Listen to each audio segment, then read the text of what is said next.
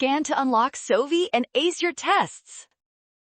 Calculus problems involving volumes of solids with square cross-sections look intimidating, but you can solve them quickly by following these 3 simple steps for your exam. First, find where the curves hit the x-axis. The cosine function hits 0 at pi, and the parabola hits 0 at 2. These values define our specific integration boundaries, so proceed. Since cross-sections are squares, the area is the height squared. We split the integral at x equals 2, summing the squares of both functions over their respective intervals. Let's go.